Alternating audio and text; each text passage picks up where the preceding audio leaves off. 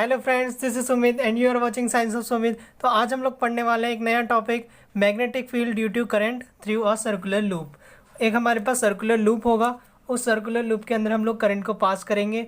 Current को flow कराने के बाद उसके अंदर मैग्नेटिक फील्ड जनरेट होगा और उसी के बारे में हमें पूरा डिस्कशन इस टॉपिक के अंदर आज करना है, इस लेक्चर में करना है। उसके अंदर हमें क्या मेन डिस्कशन करना होगा, उसके अंदर हमें देखना है कि उसका पैटर्न कैसा होगा जो मैग्नेटिक फील्ड जनरेट होगा, और उस मैग्नेटिक फील्ड की डायरेक्शन का कैसे पता लगाएंगे। तो ये दो मेन पॉइंट हम लोग इसके अंदर पढ़ने हैं। तो चलिए स्टार्ट करते हैं अपना टॉपिक। मैग्नेटिक फील्ड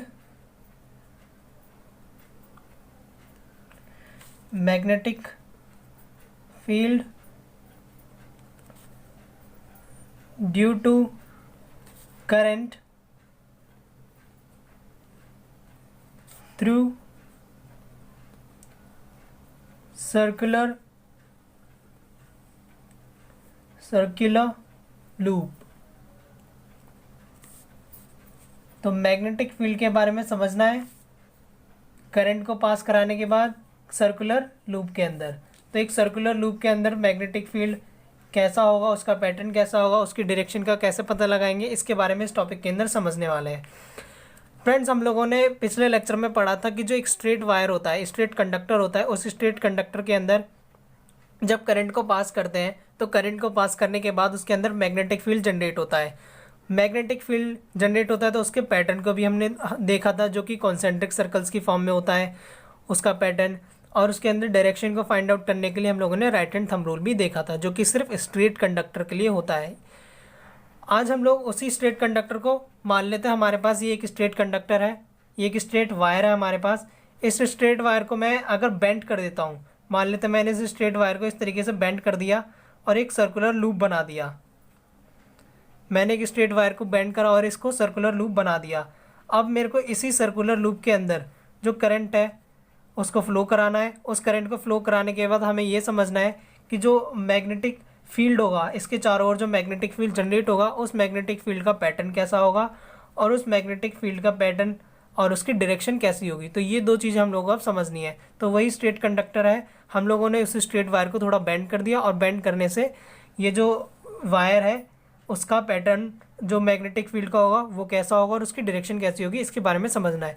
तो हम लोग इसके लिए एक पहले एक डायग्राम ड्रॉ कर लेते हैं, जिससे हम लोग इसको ईजिली इस टॉपिक को समझ सकें। तो सबसे पहले इसकी एक डायग्राम ड्रॉ कर लेते हैं, जिससे इस टॉपिक को ईजिली समझा जा सके। तो मान लेते हैं हमारे पास ये एक सर्कुलर लूप है,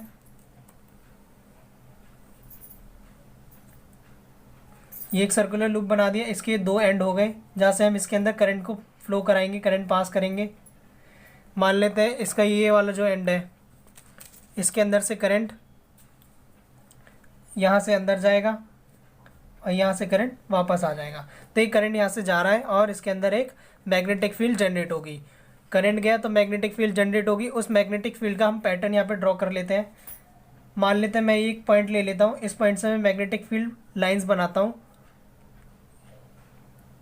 फिर हम लोग इसको ईजिली समझेंगे पूरे टॉपिक को कि इसके अंदर एग्जैक्टली हो क्या रहा है।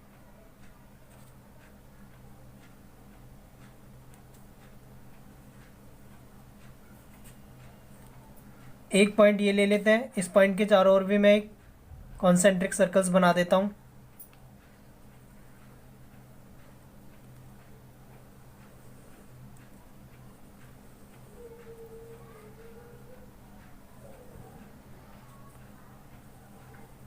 तो ये हमारे पास मैग्नेटिक फील्ड का पूरा पैटर्न है। अब इसकी डायरेक्शन की बात करें कि मैग्नेटिक फील्ड की डायरेक्शन क्या है। तो ये मैग्नेटिक फील्ड की डायरेक्शन हम यहाँ ड्रॉ कर देते हैं। मैग्नेटिक फील्ड की डायरेक्शन कुछ इस तरीके से होगी।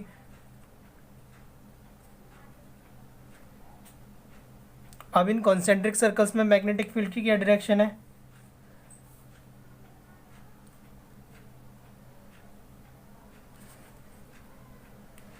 तो ये हम लोगों ने इसके अंदर भी डायरेक्शंस ड्रॉ कर दी।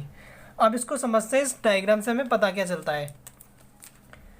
ये इसका साउथ एंड हो गया और ये इसका नॉर्थ एंड हो गया। अब इसके अंदर क्या पता चलता है, ये एक सर्कुलर लूप था जैसे कि हम लोगों ने इस वायर से बनाया था, अभी एक सर्कुलर लूप था, सर्कुलर लूप के अंदर करंट को फ्लो कराया, करंट फ्लो करने पे मैग्नेटिक फील्ड जनरेट होगी। इस मैग्नेटिक फील्ड की हम लोगों को पैटर्न समझना है कि पैटर्न क्या है और इसका डायरेक्शन समझनी है। तो इसके पैटर्न एक कॉन्सेंट्रिक सर्कल्स की तरह ही बनता है। हम लोग इसके पैटर्न को समझने के लिए कोई पॉइंट ले लेते हैं इस पूरे सर्कुलर लूप के अंदर। मान लेते हैं मैंने एक ये पॉइंट ले लिया, इस पॉइंट के अंदर अब मुझे इसके पैटर्न समझना है, तो इस पॉइंट पे मैंने पकड़ लिया और इस पॉइंट पे मैं देखूंगा कि इसका पैटर्न कैसा होगा। तो हम लोगों को पता चलेगा इसका जो पैटर्न बन रहा है, इसके चारों ओर जो मैग्नेटिक फील्ड जनरेट हो रहा है वो कॉन्सेंट्रिक सर्कल्स की फॉर्म में होगा।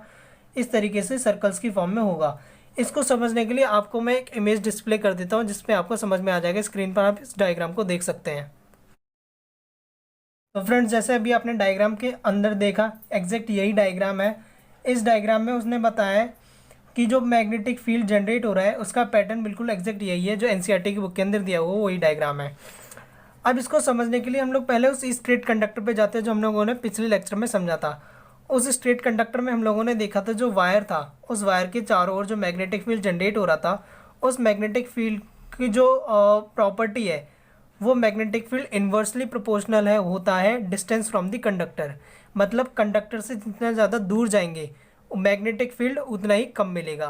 मतलब अगर मैं इस पॉइंट की बात करूँ, ये हमारा कंडक्टर है, मैं इधर हूँ, तो यहाँ पे मैग्नेटिक फील्ड कम होगा इधर वाले पॉइंट के कंपैरिजन में। मान लेते हैं 2 पॉइंट है हमारे पास, एक पॉइंट मैं इधर ले लेता हूँ और एक पॉइंट मैं इधर ले लेता हूँ। तो कंडक्टर से इसकी डिस्टेंस ज़्यादा है तो मतलब इधर मैग्नेटिक फील्ड कम होगा, और इसकी डिस्टेंस कंडक्टर से कम है तो ये मैग्नेटिक फील्ड इधर ज़्यादा होगा। तो इन्वर्सली प्रोपोर्शनल होता है, हम जानते हैं। सिमिलरली इसके भी केस में होता है कि एक पॉइंट है जिस पॉइंट पे हम लोग मैग्नेटिक फील्ड पैटर्न को ऑब्जर्व कर रहे हैं। हम लोग देख रहे हैं इस पॉइंट पे मैग्नेटिक फील्ड जो है वो कॉन्सेंट्रिक सर्कल्स की फॉर्म में है। अब जितना ज़्यादा हम इस पॉइंट से दूर जाएंगे, मैं इस पॉइंट से इतना दूर आया तो एक सर्कल बना, इससे दूर आया तो सर्कल थोड़ा लार्ज हो गया। इस सर्कल के कंपैरिजन में ये तो लार्ज है ही, देख सकते हैं आप।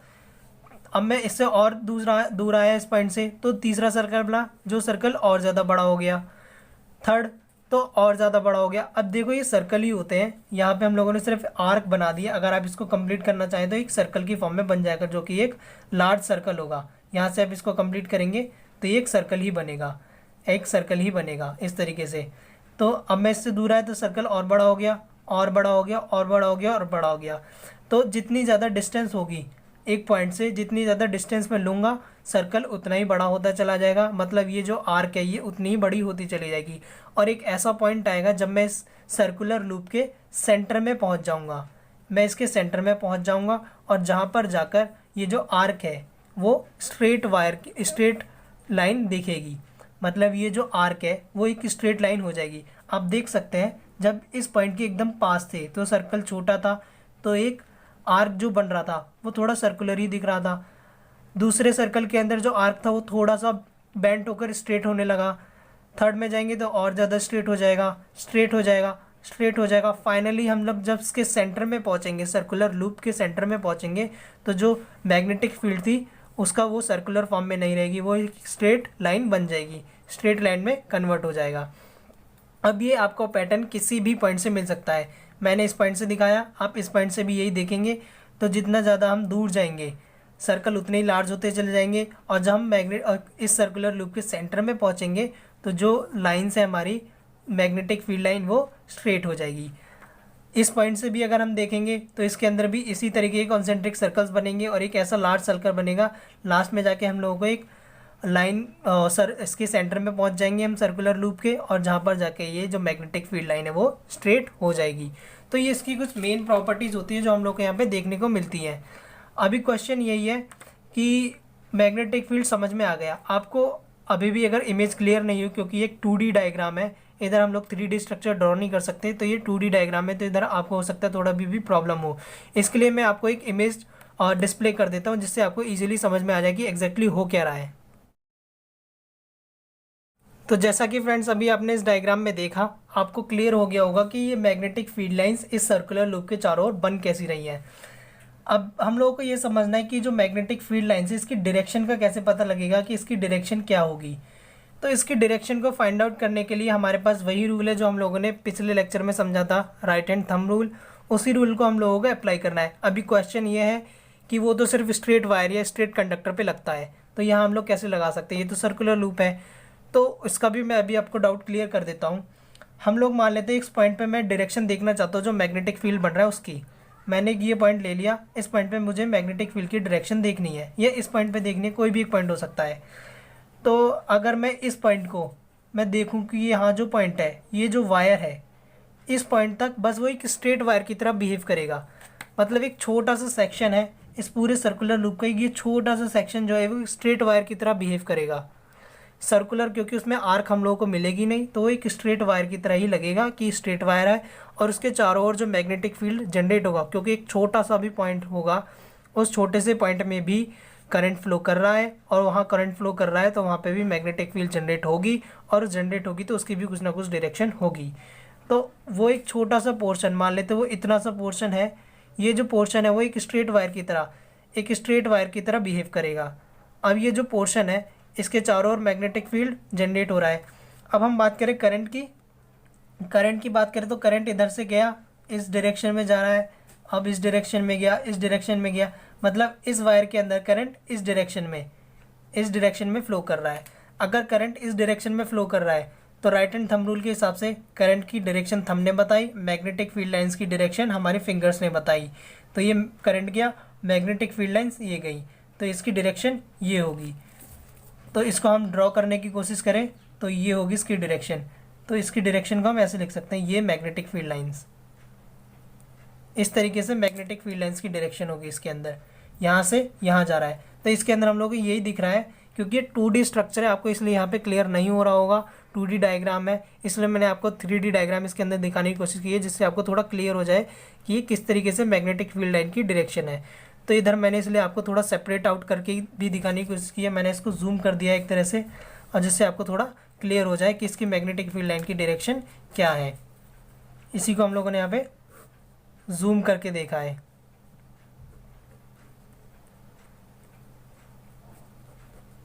जिससे आपको क्लियर हो जाए। बाद में हम बात करते हैं इसकी कुछ प्रॉपर्टीज़, जो इसके इंपॉर्टेंट पॉइंट्स हैं, हम लोग इसके बारे में इधर लिख लेते हैं। तो इसके अंदर हम लोगों ने कौन कौन से इंपॉर्टेंट पॉइंट पढ़े उसको हम लोग यहाँ नोट आउट कर लेते हैं। सबसे पहला इंपॉर्टेंट पॉइंट जो हम लोगों ने इसके अंदर देखा वो ये होता है कि जो इसके अंदर मैग्नेटिक फील्ड लाइन है वो कॉन्सेंट्रिक सर्कल्स की फॉर्म में होती है किसी भी पॉइंट पर, और कॉन्सेंट्रिक सर्कल्स से ही इसकी मैग्नेटिक फील्ड लाइन को रिप्रेजेंट करते हैं। तो हम लोग यहाँ लिख सकते हैं, it can be represented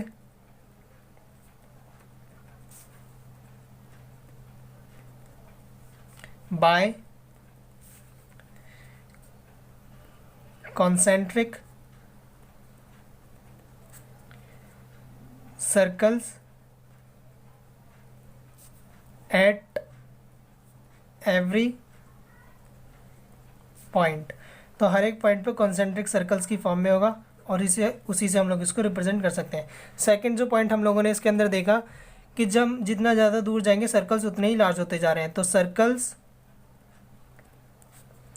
become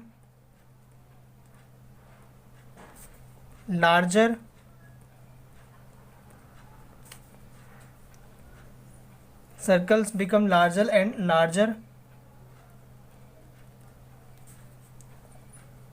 as we move away। तो ये था सेकंड पॉइंट। इसके अंदर थर्ड इम्पॉर्टेंट पॉइंट जो हम लोगों ने देखा कि जो वायर होता है उसका जो हर एक पॉइंट है, every point on wire carrying current, तो हर एक पॉइंट जो वायर का है उधर करंट होगा, और उसके अंदर क्या होगा, would give rise the magnetic field, और वो मैग्नेटिक फील्ड भी देगा, क्योंकि जिसके अंदर करंट होगा वहाँ पे मैग्नेटिक फील्ड होगा। मैग्नेटिक फील्ड अपीयरिंग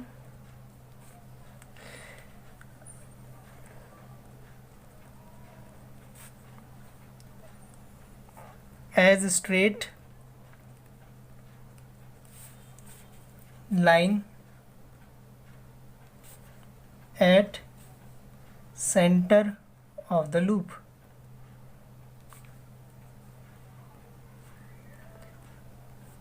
तो लूप के सेंटर में वो एक स्ट्रेट लाइन की तरह होगा, जो मैग्नेटिक फील्ड लाइन है लूप के सेंटर में वो एक स्ट्रेट लाइन की तरह होगा, जैसे हम लोगों ने यहाँ देख लिया। इसके बाद हमारे पास जो फोर्थ इंपॉर्टेंट पॉइंट है वो है हमारे पास the direction of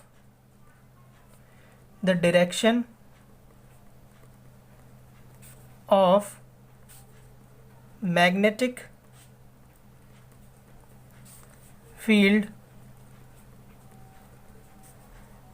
inside the loop is same। इसका मतलब क्या है, एक पॉइंट पे हम लोगों ने मैग्नेटिक फील्ड लाइन की डायरेक्शन देखी थी, तो हर एक पॉइंट पर पूरे एंटायर लूप के अंदर, पूरे सर्कुलर लूप के अंदर जो मैग्नेटिक फील्ड की डायरेक्शन होगी वो सेम होगी। इस फील्ड पे जो डायरेक्शन है, इस पॉइंट पे जो डायरेक्शन है, इस पे जो डायरेक्शन है, हर एक पॉइंट पे सेम डायरेक्शन होगी। मतलब पूरे सर्कुलर लूप के अंदर जो डायरेक्शन होगी मैग्नेटिक फील्ड की वो सेम होगी। ऐसा नहीं किसी पॉइंट पे लगे किसी पॉइंट पे लगे, नहीं, पूरे सर्कुलर लूप के अंदर सेम होगी। तो ये हमारे पास कुछ इंपॉर्टेंट पॉइंट्स थे जो इस ऑब्जर्वेशन से हमारे पास निकल कर आए थे।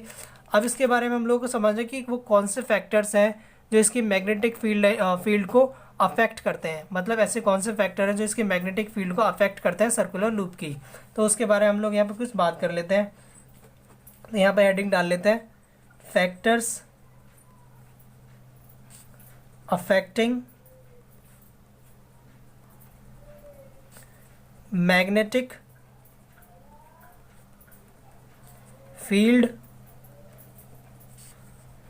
Of a circular loop. तो सर्कुलर लूप के जो मैग्नेटिक फील्ड है उस मैग्नेटिक फील्ड को कौन से फैक्टर्स अफेक्ट करते हैं, इसके बारे में हम लोग यहाँ समझना है। तो सबसे पहला फैक्टर जो है, मैग्नेटिक फील्ड जो होती है, मैग्नेटिक फील्ड डायरेक्टली प्रोपोर्शनल होगी। Magnetic field is directly proportional to current. मतलब करंट जितना ज़्यादा होगा सर्कुलर लूप के अंदर उतनी ज़्यादा मैग्नेटिक फील्ड होगी। सिंपल, करंट कम तो मैग्नेटिक फील्ड भी कम। सेकंड इंपॉर्टेंट पॉइंट, जो मैग्नेटिक फील्ड होता है, मैग्नेटिक फील्ड इन्वर्सली प्रोपोर्शनल होती है डिस्टेंस फ्रॉम कंडक्टर। मतलब कंडक्टर से जितना ज़्यादा जाएंगे दूर उतनी मैग्नेटिक फील्ड कमज़ोर हो जाएगी।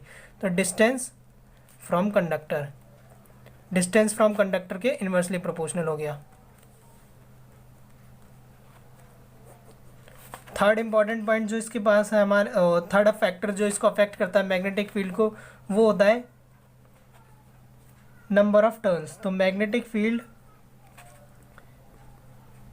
डायरेक्टली प्रोपोर्शनल होगी नंबर ऑफ टर्न्स के, नंबर ऑफ टर्न। अब ये नंबर ऑफ टर्न्स क्या है? नंबर ऑफ टर्न्स मतलब एक सर्कुलर लूप है, उस एक कॉइल है हमारे पास, उस सर्कुलर कॉइल के अंदर बहुत सारे टर्न है। तो जितने ज़्यादा टर्न होंगे उतनी ही ज़्यादा मैग्नेटिक फील्ड होगी। मान लेते हैं एक कॉइल है हमारे पास पूरी की पूरी, इस कॉइल के अंदर इतने सारे टर्न हैं, जितने ज़्यादा टर्न होंगे उतने ही ज़्यादा मैग्नेटिक फील्ड होगा इस पूरे के पूरे सर्कुलर कॉइल के अंदर, इस पूरी कॉइल के अंदर। अब ये क्यों होता है? क्योंकि जो मैग्नेटिक फील्ड होता है वो एडिटिव होता है नेचर में। तो हम लोग लिख देते हैं magnetic field is additive. Additive मतलब एडिशन हो जाता है, एडिटिव। मैग्नेटिक फील्ड एडिटिव होती है, एडिटिव इन नेचर। इसके एडिटिव होने से क्या होता है कि जो मैग्नेटिक फील्ड है सभी टर्न्स की वो ऐड हो जाती है और एक नए मैग्नेटिक फील्ड बनता है जो कि इसकी असली स्ट्रेंथ होती है पूरी की पूरी कॉइल की। तो हम लोग यहाँ लिख लेते हैं magnetic field is additive in nature. इसका मतलब हुआ that is magnetic field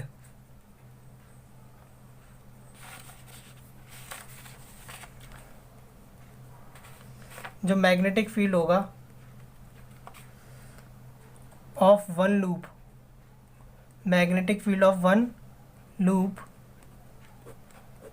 one loop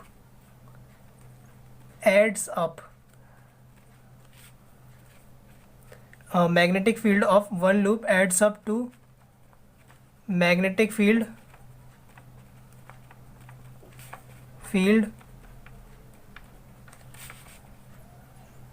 of another loop, दूसरे लूप के साथ वो ऐड हो जाएगा, जो दूसरे लूप का मैग्नेटिक फील्ड होगा उसके साथ वो ऐड हो जाएगा। और इसी को दिस इज बिकॉज, और इसी वजह से this is because the current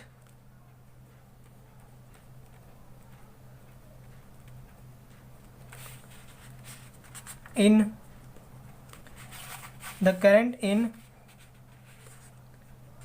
each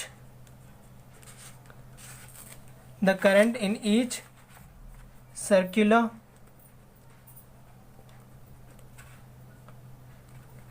turn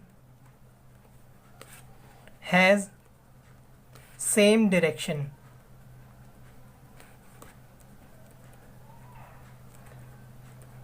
अब इसका एक बार मतलब दोबारा समझ लेते हैं। सेम डायरेक्शन मतलब मैग्नेटिक फील्ड जो है पूरे कॉइल के अंदर वो एडिटिव नेचर में होती है, मतलब एक टन का जो मैग्नेटिक फील्ड है वो दूसरे टन के मैग्नेटिक फील्ड के साथ ऐड हो जाएगा। ऐसे ही पूरे जितने भी टर्न्स होंगे सबके साथ ऐड हो जाएगा और एक मैग्नेटिक फील्ड स्ट्रेंथ निकलेगी जो कि एग्जैक्ट असली मैग्नेटिक फील्ड स्ट्रेंथ होगी पूरे कॉइल की। अब इसने बोला है कि current in each circular turn है सेम डायरेक्शन, क्योंकि पूरे सर्कुलर टर्न के अंदर जो करंट की डायरेक्शन है, मान लेते हैं करंट इधर से गया और इस पूरे सर्कुलर टर्न के अंदर एक ही डायरेक्शन होगी पूरे करंट की, तो इसी वजह से जो मैग्नेटिक फील्ड की डायरेक्शन भी होगी वो भी सेम होगी। तो जो मैग्नेटिक फील्ड जनरेट होगा उसकी डायरेक्शन भी सेम होगी। ऐसा नहीं कि एक टर्न में अलग है दूसरे में अलग है, तो वो पूरे में सेम होगी, इसलिए वो एडिटिव इन नेचर होता है। तो ये थे कुछ फैक्टर जिस पे वो मैग्नेटिक फील्ड सर्कुलर लूप के अंदर जो बन रही थी, जनरेट हो रही थी, उसको अफेक्ट करते हैं। तो हम लोगों ने ये समझ लिया। तो फ्रेंड्स ये था हमारा आज का वीडियो लेक्चर जिसके अंदर हम लोगों ने समझा magnetic field due to current through a circular loop. एक सर्कुलर लूप के अंदर मैग्नेटिक फील्ड जो जनरेट होता है उसकी डायरेक्शन और उसके पैटर्न को समझा और कुछ फैक्टर्स जो कि इसके मैग्नेटिक फील्ड को अफेक्ट करते हैं। तो हम लोगों ने आज इस पूरे लेक्चर के अंदर देखा। आई होप आपको ये वीडियो पसंद आया होगा, तो प्लीज़ चैनल को सब्सक्राइब कीजिए, वीडियो पर लाइक कीजिए और कमेंट कीजिए कोई भी क्वेरी। Thank you.